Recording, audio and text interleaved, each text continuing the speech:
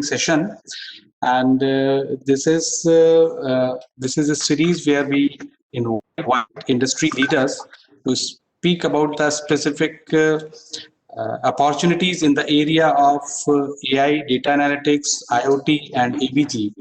And this is specifically an hand-holding by industry and matchmaking of industry with the startups. So today with me is we have Mr. Abhishek Goyal.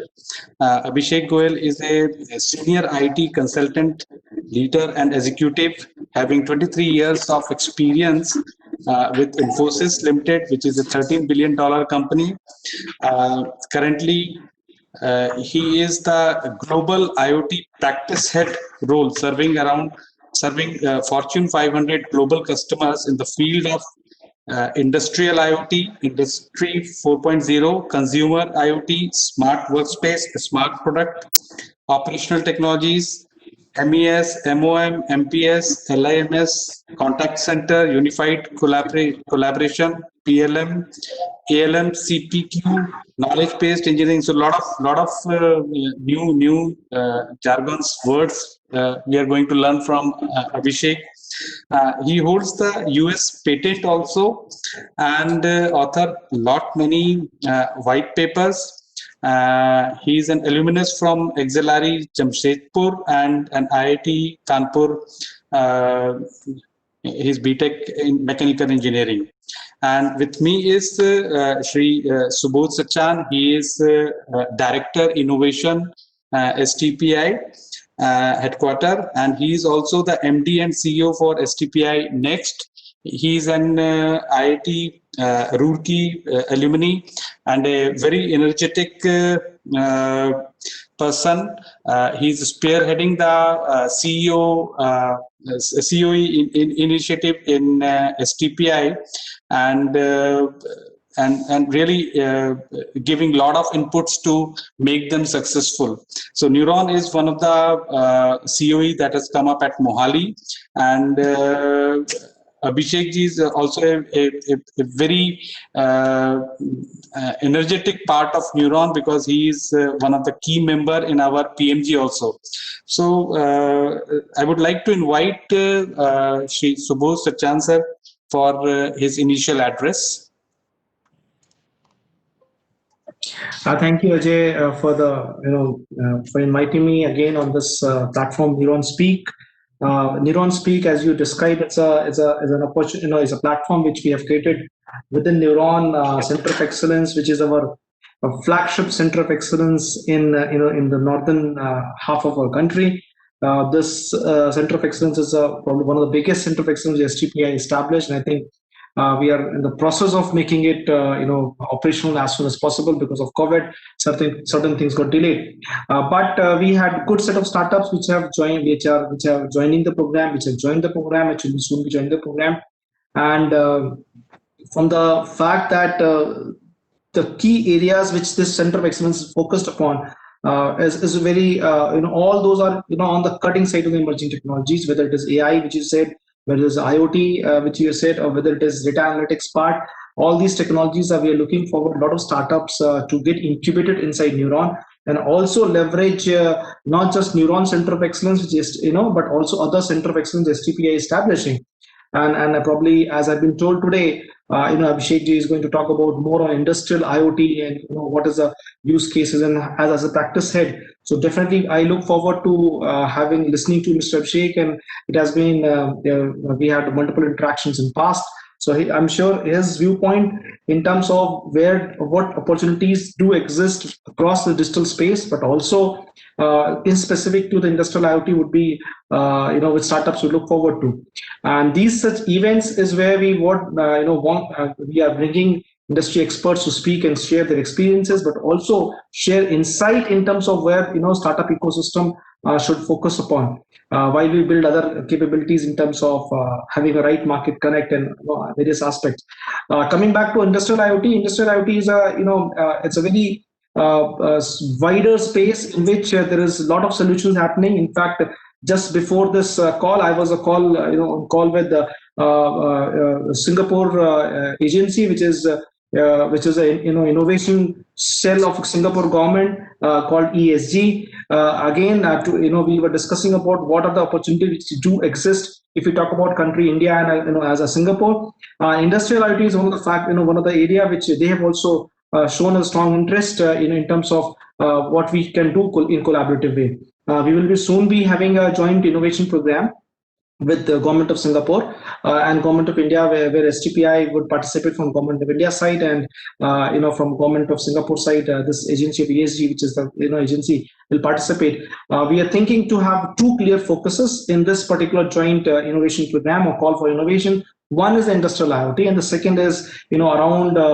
various technologies and various solutions which will power the smart cities, which is and various subsectors within smart cities, including sustainability part and overall aspect about living into a global cities like Singapore or any such smart city which is upcoming in India.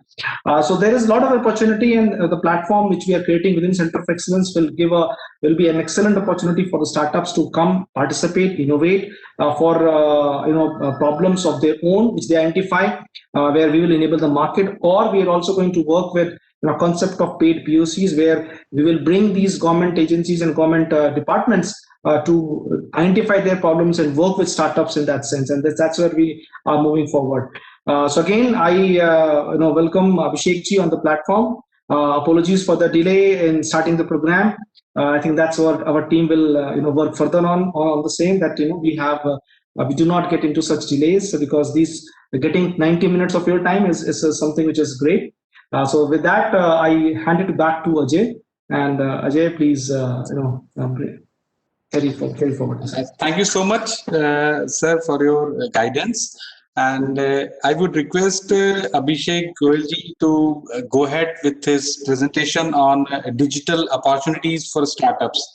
And sir, there are a lot of new words that had come up in your profile. So it would be great if you can just focus on those new terminologies which are really coming up.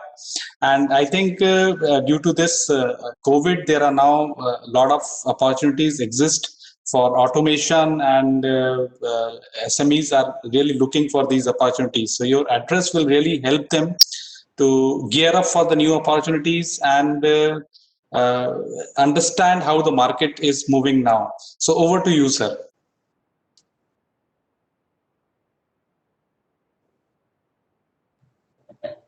Just unmute yourself, Abhishek ji. Okay, I'm sorry. So thank you, Ajay ji, Subodh ji, for the kind introduction, and I'm looking forward to the session. And I think I also want to hear from the SMEs on this call, and because that's also a learning opportunity for me. It's not that I know more, I know all the things. So I also want to understand. So we'll try to keep it interactive. And I have a hard stop, maybe maximum next 45 minutes. So I'll try to keep it brief. I'm showing my screen also on the WebEx, so you can refer to it. And Ajay ji, you have an offline copy of my presentation. If you want to circulate, you can circulate. Perfect. There's nothing confidential in this document. Okay, sir. Thank you so much for that, sir. And before you start, I would request attendee to write down any questions or any queries on the chat box, so that we can take up later on. And yeah, I can in fact answer the questions even later on. Right, sir. If you can send to me, Ajay ji, and perfect, in case you don't have time today. Right, sir. Okay. So team, good afternoon to all of you, and I hope you are able to hear me well and see the screen. So as Ajay ji mentioned, I work for Infosys, and I have been here for last 20 years. For last 7-8 years, I am in Chandigarh. I manage the Chandigarh center as overall head for Infosys. And technically, I manage the IoT practice for Infosys globally. And before Chandigarh, I have worked in multiple continents across the globe for almost 13-14 years. So that's my brief. I would like to cover something which I thought might be relevant for all the audience, all the people on this call. I can talk on any of the topics that came in my profile, but those things may not be so relevant but I'm happy to discuss those as well. But I thought I'll talk about what's happening in the world from my perspective, what I see when I work with my clients. And frankly speaking, from Infosys perspective, we work mostly with the larger clients, the Fortune 500 clients. We don't work with smaller clients.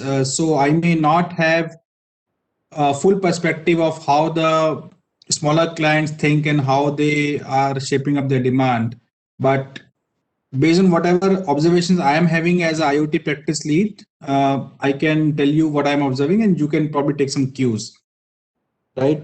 And IoT is the backbone of digital, because in a sense it connects uh, multiple devices, it connects multiple processes, it connects multiple applications, it connects people to machines, machines to machines, it connects people to people, it connects people to cloud, cloud to people, cloud to things. So wherever you have a play of internet for connecting to entities, entities could be people, things, cloud, machines, physical objects. It could be your homes, it could be your cars, it could be the wearables, it could be anything for that matter. That's why it's called things, Internet of Things, and things by definition could be anything. So IoT is a very broad topic, and the big data, the AI, ML, all those technologies also work based on the data we are creating. And how the data gets created is through IoT. So IoT is like kind of a backbone for anything digital, anything data. So it's a very broad thing that we are talking about. So, but nevertheless, in today's presentation, I will talk about the startup ecosystem, how I see it when I work with my clients. Just a quick, I was doing some research for this today's presentation, and I came across a latest report from Economic Times. You can also find on Economic Times website, which talks about the startup ecosystem in India. So India is the third largest startup ecosystem in the world. And 2019 was one of the best years. Let me put the laser pointer as well. Last year was the best year in terms of the startup ecosystem in India. We had 26 unicorns till about beginning of the year before the COVID hit us, and a lot of funding was happening through VCs, angel investors, and government initiatives. However, with the advent of COVID, between March to June, a lot of startups faced a lot of pressure, a lot of headwind, right? Because the demand dried out, the confidence became low, the funding got slowed down, and unfortunately, 15% of the startups were forced to discontinue the operations because of COVID. The silver lining in the dark cloud is that in the last 3 or 4 months, we are seeing that recovery is happening at a pretty good pace. And 75% of the startups in India are recovering the post-lockdown. And the startups who are particularly working in the education sector, healthcare, e-commerce, are the ones who have taken the lead in terms of recovery. And the sectors like travel, hospitality, and mobility, telecom are also gradually picking up. And in the health sector, the teleconsultation has been the sector which has led the growth among all the segments. 4 Indian startups, including I think Byju's and UN Academy and some of the startups, have gained the unicorn status amongst the pandemic. This is really exemplary, because while the world is looking down, there are companies from India who are actually progressing at a very, very fast pace.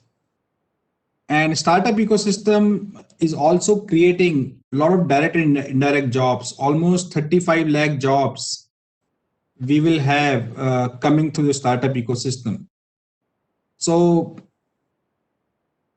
at least I feel, and I hope all of you also feel that uh, although we are hit by COVID, but there is a lot of resilience in the startup ecosystem in India, and the businesses will come out with probably much more robustness, with much more strength, and much more a strategic view of things.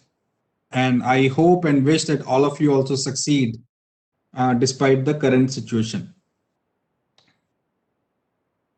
And what I've done is I haven't stuck to Industry 4.0. I will try to cover it as I speak, but I have looked at the various segments which are actually showing a lot of promise, and more so because of COVID.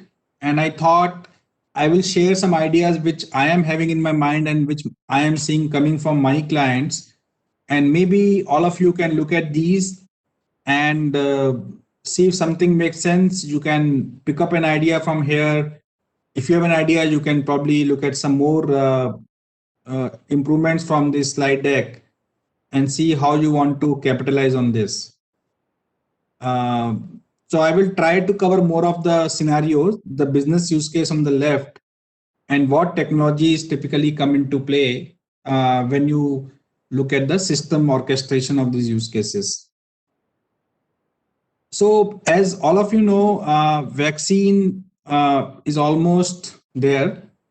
UK announced the Pfizer and the biotech vaccine for public use starting yesterday. And I'm pretty sure in India also in the next couple of months, there would be a program launched by government to see how the vaccine can be manufactured, procured, administered, and monitored. And also ensuring that we are not creating any fake vaccines. There is no hoarding of vaccines. There's no black marketing of vaccines. And the people who are getting vaccines, there's a database tracking all those people, because there would be a priority as to how the vaccines would be made accessible. It would be given to the doctors, the health workers, the frontline workers, people in the public jobs first before it comes to the other set of people. So there has to be a proper governance and traceability.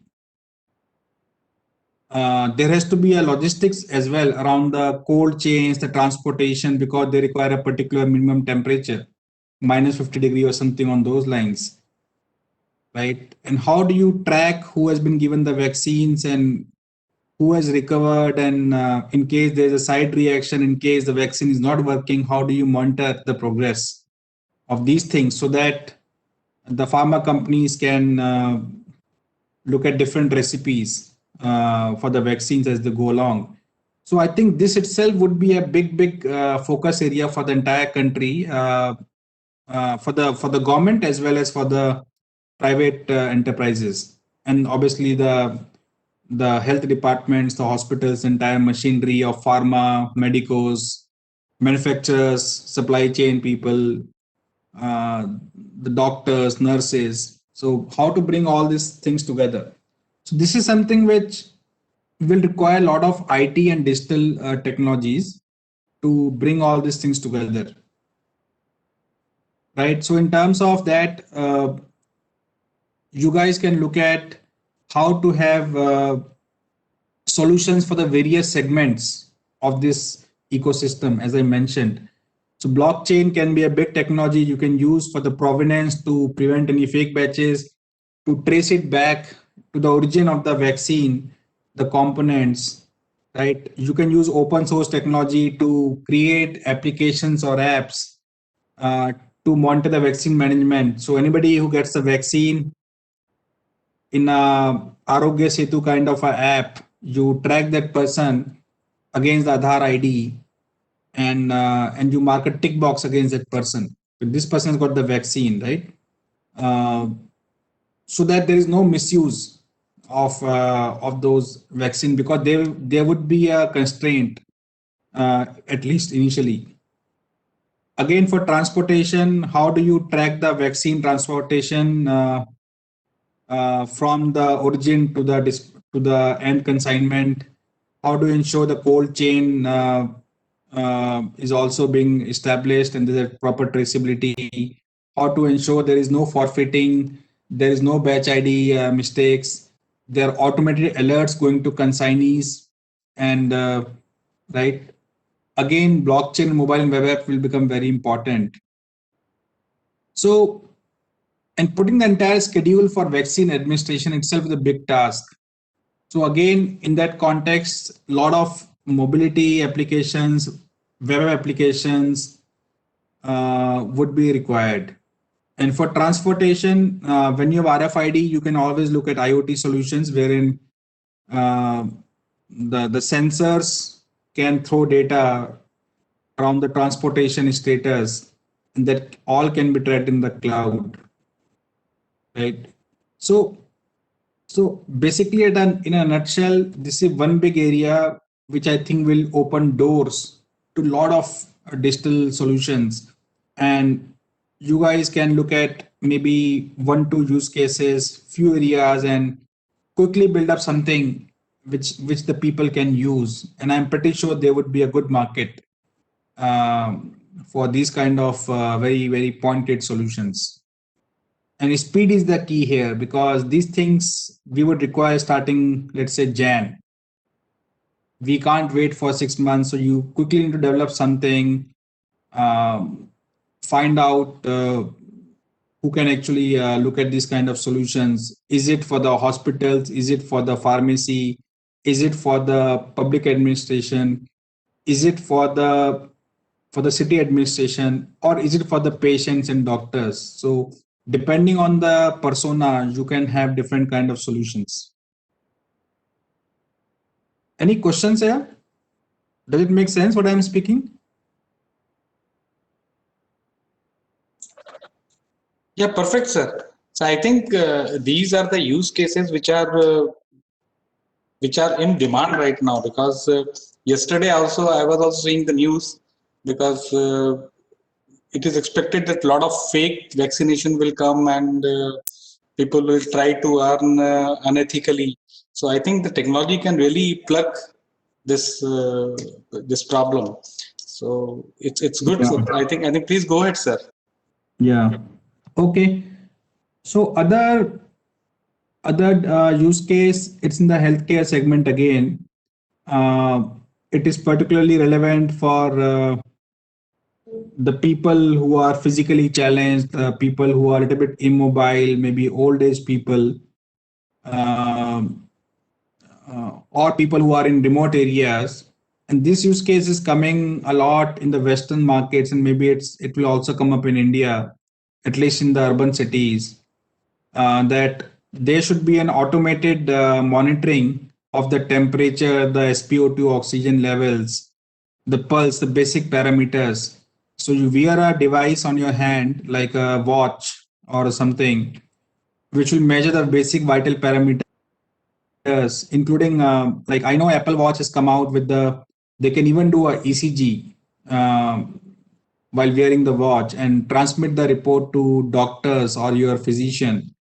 So, but at a mass, we don't have this kind of a solution which is affordable. So if we have some kind of a software solution uh, which can do all these measurements and automatically send the data to the stored numbers. The stored numbers could be of the hospital, the service provider, or the insurance companies. When the data crosses a threshold, right, and automatically the alerts would be sent and the action could be taken.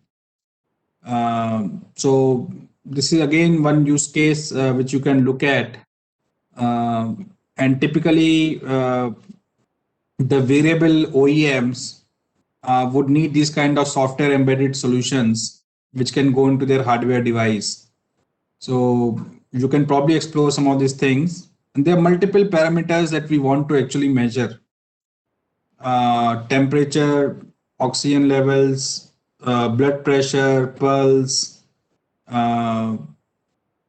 right? So how do we get the ECG, the heart condition? How do we measure these things and keep on transmitting so that the necessary alerts and actions can be taken? This again is based on the fundamentals of IoT and mobile and web app. This data can also be stored in the cloud and can be analyzed by doctors, right, or patient themselves, that how their heart has been functioning over the last 10 days, 15 days. So in the cloud, the data will keep on going every 1 hour, 2 hour, and you can see the trends and graphs. This might be slightly costly solution, but again, there is some demand coming up, at least in the urban segments. One more area where I thought there is a scope is around this entire environment sciences, around the air quality monitoring measurement. I know NASA is providing images to Indian government around the stubble burning areas, right? We measure the AQI, the air quality index, in different cities. But can we do this at a mass level? Why do we have to go to NASA? We have enough satellites, our own satellites, and we have got enough GPS solutions. Can we not integrate those with the Google Maps, or some kind of a API around the Google Maps, wherein I click on a map, depending on the actual coordinates, the latitude and the longitude, I can see for that coordinate on a real-time basis what is the air quality index, right? How is the traffic condition in that coordinate area? So Google Maps provide me some view, but I can integrate the other aspects like air quality, the traffic condition, the temperature of that coordinate on the same point, on the same coordinate, instead of getting these things from multiple places. So if I am traveling to Delhi, I would know where is the traffic, how's the air quality index, how is the temperature, in one go from one single app for that specific coordinate, right? And also government can use this, the municipal corporations can use this to predict, because now they will have data coming real time. They can predict what is going wrong in a particular area, right? And this is something which is not expected. So maybe there's something happening which the government should immediately intervene. Maybe there is some pollution, some stubble burning happening. So we can use a combination of image recognition, GPS technologies, a lot of AI/ML will come into picture, big data and IoT. Right? We can also track the emissions coming out from factories in the industries proactively and curb that. So we can actually also, the cars are vehicles. So today the government, what they do is they will ask you to do a pollution certificate check, and they will ban certain vehicles, certain category of vehicles. They are those BS standards. But real time, there is no tracking what kind of pollution the car is producing. And the car today has got many sensors. We can put one more sensor and there could be real time tracking of pollution, and necessary action can be taken. The car owner can see the pollution coming out of the car real time on his mobile phone and get the necessary remediation done. Police can check the pollution coming out from cars and can impose fines or take necessary action. So all these possibilities exist. And why I'm telling this, because this air quality is becoming a big concern. Temperature, air quality is becoming a big concern worldwide. So these kind of solutions will be very important, which can be used. And all these solutions will require a hardware and a software. I'm talking that maybe as a startup, you can look at the software aspects which goes into the hardware. Again, one more use case which I think for which we can have solutions, probably we already have, I am not very sure, to detect the public gathering events, or to even be able to little bit sense it and prevent it. So if you are seeing that a lot of vehicles are going towards one area, a lot of people are you see a density of people very high in a particular area, which is unnatural. That means there is some likelihood of a public gathering happening, which you don't want in a COVID scenario, right? So can we do a GPS based view of the gathering, the count of people? Can we do a surveillance through GPS around the gatherings, right? This is one more solution which can be used uh, in the big grounds, in the big congregation areas. So in Delhi is a typically a hub, right, for all these gatherings. Guys, you can't hear me? Somebody said, Shelly said he can't hear me. You are clear, sir. We'll check with her. Okay. I think the local internet issue will be there. Okay. So again, this public gathering surveillance is again becoming very important, uh, right? So, and it becomes important for a country like India, wherein we have a high population density, and we want to ensure that there is no mass outbreak of COVID because of public gathering happening. And all this has to be done real time. So that is the ask. If you do these things post the event, then the damage has been done. So real time, how do you monitor? So I am thinking that any city can have a command center and managed by the police or the municipal corporation, and they look at these data, and we can put alerts, and automatically they get alerted. Okay, look, we are seeing a big gathering on this road. Our images are telling that there is something going on. So police can go and intervene. Now, this may obviously require some kind of laws and process and regulations, because we are kind of infringing on the privacy of people to some extent. But in the public places, maybe these things are allowed, and we can work with the government agencies and make it non-intrusive.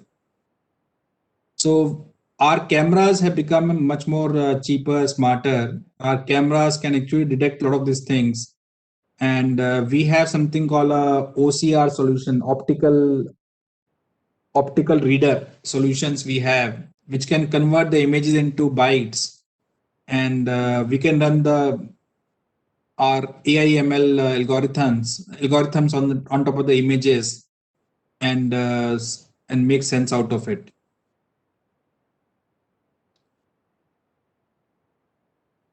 I think this slide would be very intuitive to all of you. A lot of companies are doing this already. The thermal scanning based entry into a venue, the facial recognition, the iRetina based office entry, right? Health and wellness use cases like social distancing, mass detection. All the solutions we were discussing 6 months back. And I think most of you would know this. And this is already a market which is already having too many players, but the demand is still there. You can further explore. And again, all these use cases requires a lot of vision and analytics, the application integration. We've got cameras which are IP enabled, AI enabled. We've got thermal sensors, especially which we have in the offices at the entry points. So again, it's a combination of multiple IoT technologies and AI ML and the vision analytics. The next sector I want to talk to is education sector, and this sector also is doing pretty well because of the limitation of people not being able to go to schools, colleges, tuitions, exams happening in a remote fashion. So they have to be proctored, right? Even if the schools open up in the near future, how do we ensure that the kids are following the social distancing protocols? And there's a proper traceability of the vaccination for COVID. If the kids have taken the vaccine, only then they should come to school. So how do you get all that information in a real time, in an accurate fashion, right? How do you ensure that the students are still able to get the online sessions? So multiple again, companies have come out with solutions, including the collaboration tools like WebEx and Zoom and MS Teams and so on. But more importantly, there's a lot of work for portal development, wherein the student records, the student marks, the curriculum, the syllabus, the artifacts, the chapters, the PDF file of the various things, the videos, everything can be uploaded. Byju's is one example that comes to our mind, who are early in the game. But I would say there are a lot of avenues still for smaller startups as well to explore some of these things. And obviously, cybersecurity becomes very important because you are capturing everything on cloud, the marks, everything on cloud. We don't want any hacking to happen. So how do you ensure security of the data, the privacy of the data, while rendering all the services? And how do you connect the tutors, the students, the parents on a mobile phone, on a laptop, over the cloud, where they see the same information real time and they are able to collaborate real time, right? And obviously, all this requires good 4G connectivity, good broadband connectivity. That's the basic minimum requirement. But assuming that is there, all these applications, platforms will become very prominent. Today, even the sports, the gym, the gymnasium, the yoga classes for the kids, the cooking classes, everything is happening online. So there are multiple scenarios where this online portals and online applications with some analytics also on top of that is getting built.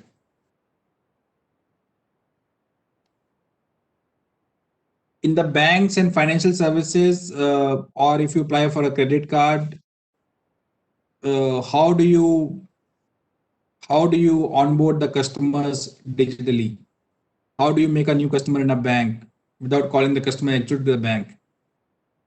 So in that case, the facial recognition, the OCR, the NLP, all these things become very important. You have to also integrate with the Aadhaar database. You have to also integrate with the police database for doing any background checks, right? So there's a lot of work around the application development and web and mobile development. 2 days back, I think government or Supreme Court of India made a regulation that all the police stations need to have the voice enabled CCTVs, the audio enabled CCTVs. So a lot of data will be getting streamed real time. Somebody has to look at the data and take some real time intervention based on the alerts. Otherwise, just putting a CCTV is nothing more than just a fear factor. But if somebody has to intervene, that means somebody has to real time get alerts or monitor. Manual monitoring is not possible. So you have to get the data, make sense out of it. There will be audio, you convert the audio into a text. There will be a video, we convert the video into bytes. Run the AI/ML on top of that, make sense out of it, create some alerts go to relevant people mobile numbers, and they can take action. So a lot of these things are getting developed as we speak, and people like us who are into the digital IT technologies can actually make a lot of use or make or get a lot of benefit from these new emerging use cases.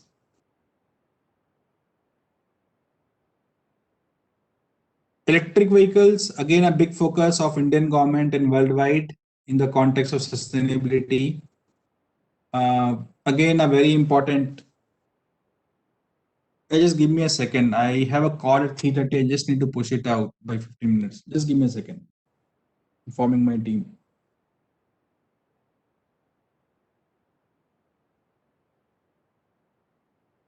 Ajay, meanwhile, if you want to say something, you can add. Just give me 2 minutes.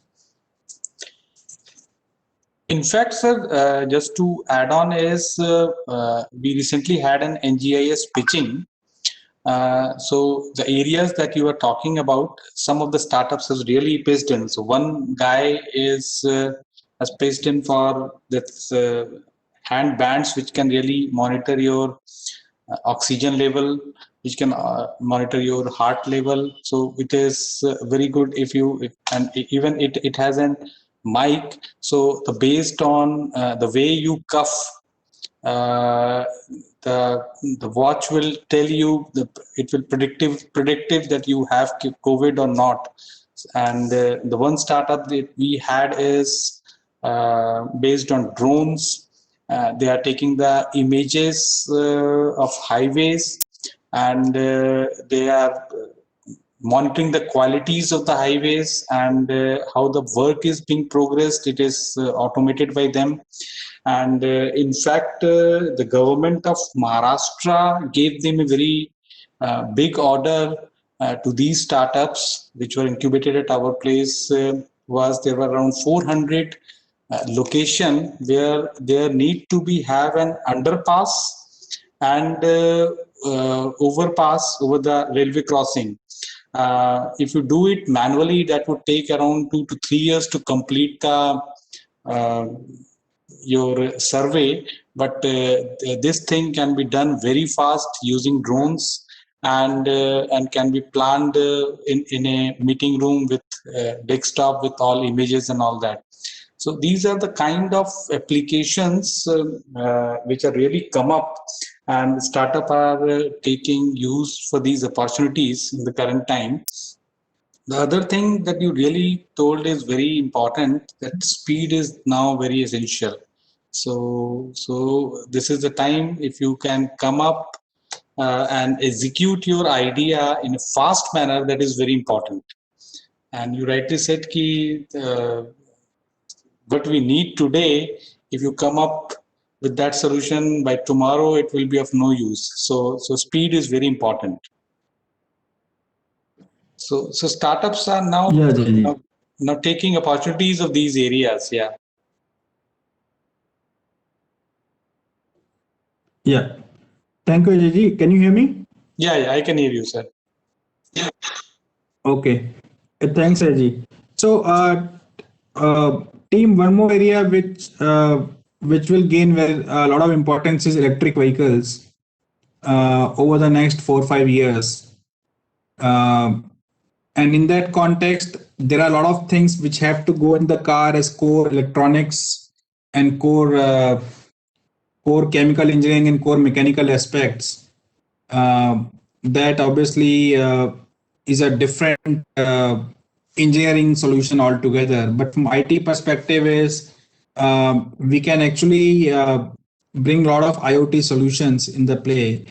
So connecting the car to the charging station, connecting the car to the charging station, and connecting back to the dealer, and back to the insurance company, and back to the OEM, the car manufacturer. How to bring all the stakeholders together so that anyone can talk to anyone can inform somebody else.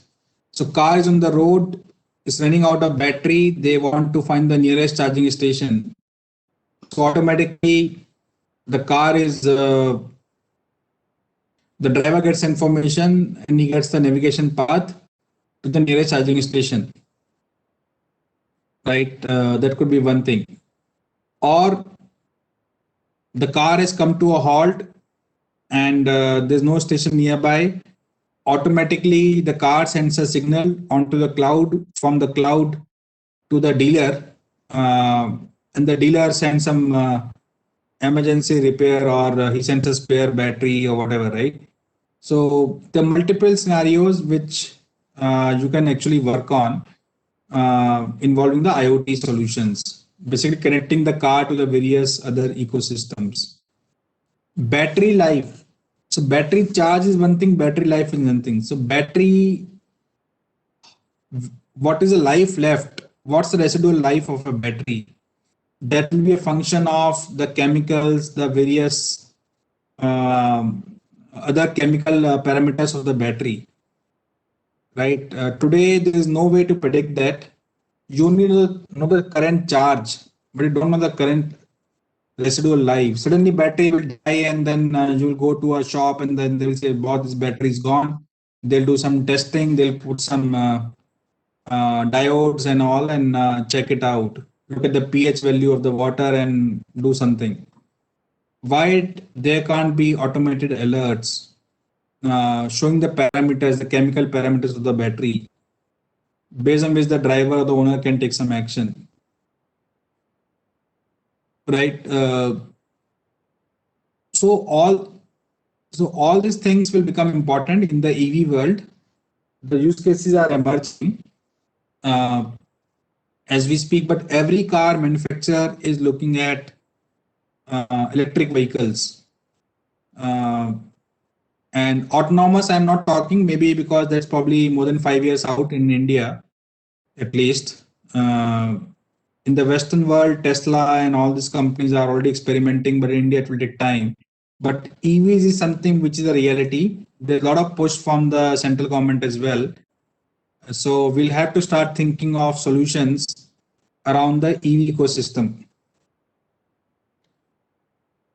So I had put a lot of things in the appendix also. After thank you slide, we can go through it offline. But the point is, there are abundance of opportunities in various sectors. So depending on your technology expertise, your segment, your market, you can see what you want to do. But if you look at it, every sector is opening up.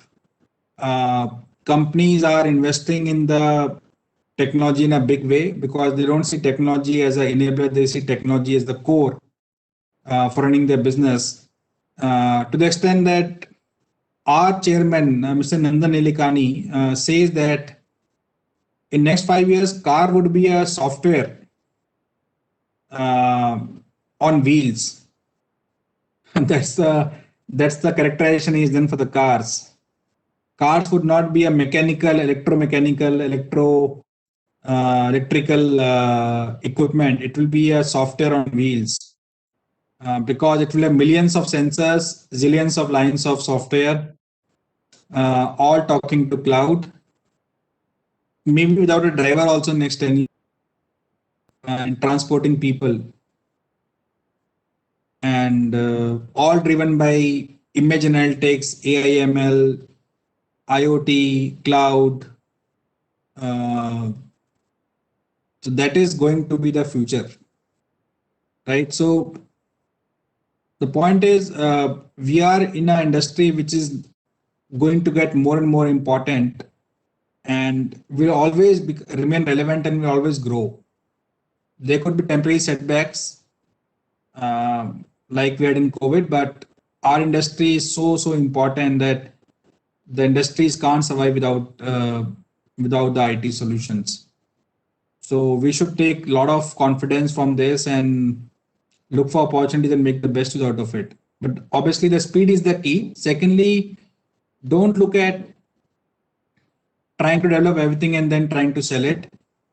Go in an MVP way, minimum viable product way. Try to do something, small thing, use case. Try to show it to customer, get some money, then work on some enhancement with a new version, go to MVP 2, MVP 3. So iteratively work on the solution and don't try to wait for the final product to come out. Secondly, use open source and cloud as far as possible, because that's the only way to scale, and that's the only way to remain flexible and future proof in your solution. Last thing is, which we are seeing a lot in Infosys, and maybe you're also seeing, is customers are not willing to buy in bulk. They will not pay you bulk $100,000 or $50,000. But if you servitize your solution, basically you say, okay, you pay me based on the consumption, you pay me by user, you pay me for the solution based on your transaction, you pay me based on your number of customers. Basically, you convert the fixed price into a unit of outcome or unit of measure based price. There would be more acceptability by the customer, because they will not be afraid to shell out they don't have to shell out 100K. They will probably pay you $100 per transaction. They will pay you only for what they consume. They don't have to pay you bulk. So I think the as a service model is becoming very important. This is also something you may have to keep in mind. So I'll take a pause here and I can take up 1, 2 questions now. And other questions probably I'll have to refer to them offline. So Ajay, if you have any questions on the chat box, you can read them out. Else we can unmute people and they can ask. Thank you, sir. Thank you for your nice presentation. And I think you have touched most of the burning areas which is required. And I think here is an opportunity for the startups to take up those areas. So one of my question to you, sir. Just imagine that you are now starting something of your own. So, which is the out of the several areas that you have mentioned, which is your favorite area that you are going to pick up, sir? I'll pick up the first area which I mentioned on the vaccine management. Right, sir. Once the vaccines are developed, how to take it to market, how to ensure that is administered well, and have a proper database, proper traceability. I think that is something which will require massive amount of investment. So even if I have competition, I think there'll be space for everyone, because every state, every city, every panchayat, every zilla, every pharma company, every hospital would need those solutions. So there would be a play for everyone for next few years. Okay, sir. So one of the questions that I've got on WhatsApp is, so it's good to have air quality monitors, but here we need government intervention also. So how to market these? So it's related to the marketing. So one of the problem with the startup is they can make the solution, but to really market them is one of the big area. So what is your I can understand it's not a marketing is not into your preview, but what is your suggestion into that, sir?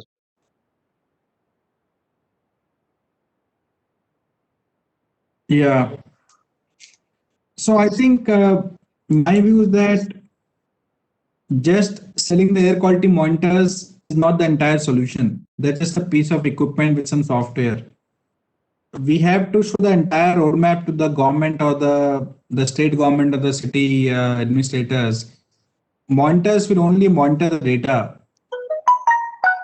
But what to do with that? We have to say that we will have monitors which will get the data. Data will be given to you after analysis, AI, ML, or whatever, and you can use the data for your own action items. And we can even give you forecasts and predictions, right, over a period of time. So I think you have to show value. Just monitoring itself is not the value. The value is that the government can take some insights, they can take some data-based actions. So the monitor should be able to provide me actionable insights. That's the value. So you have to focus on the value, not just on the equipment. And if the government sees the value that can ease out their job, they can do the quality control better. Definitely, I think they would be more interested. And obviously, you should try to make a solution which works across multiple governments, multiple cities, because working with only one government one state government or one city will probably not your ROI.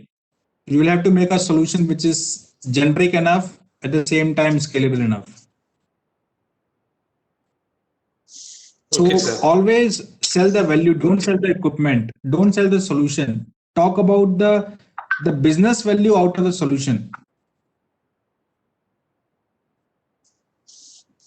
Right, sir. So a kind of an ecosystem. a value to the government. If you can see, that would be more. Value to the government. So the government says, if Mr. Kejriwal says, I want to ensure that the air quality index improves by 10% over next 6 months, and I want to be able to find out the culprits, and I want to be able to prevent any pollution going up.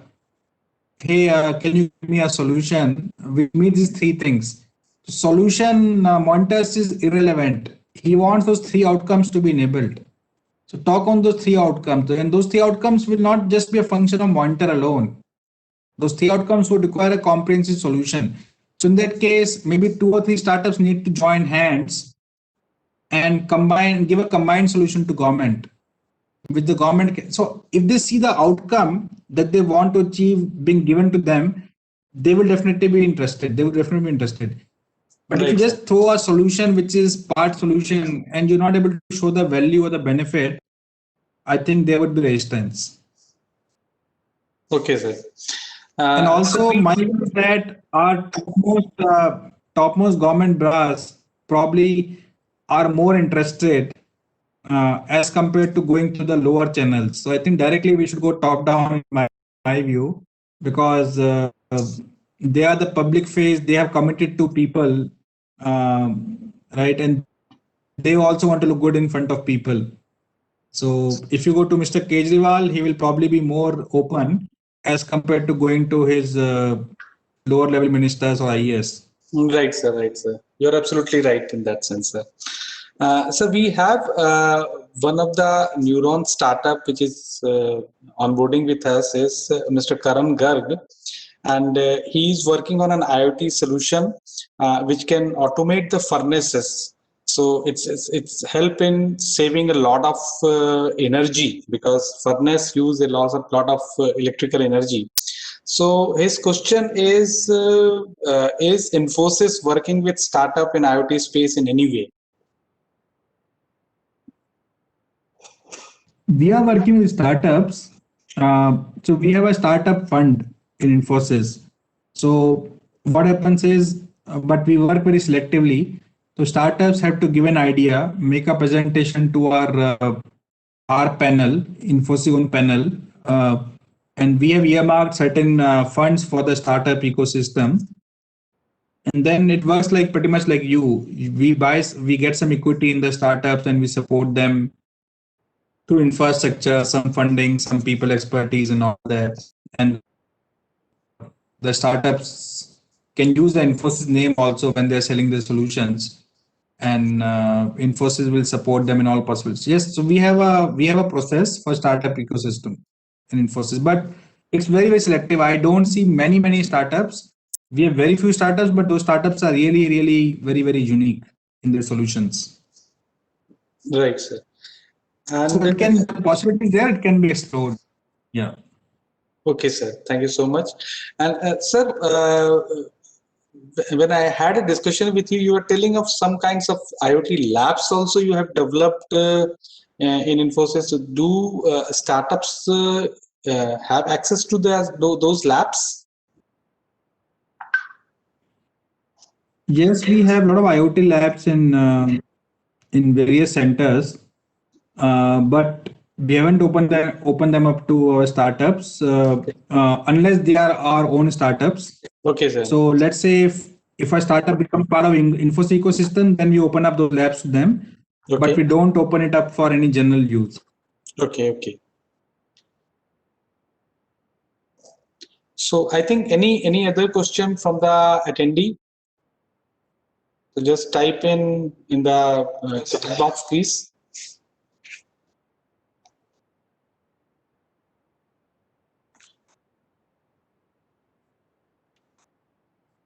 Mr. Jay, I have to log off in a minute. I'm already late for the next meeting. So I think, sir,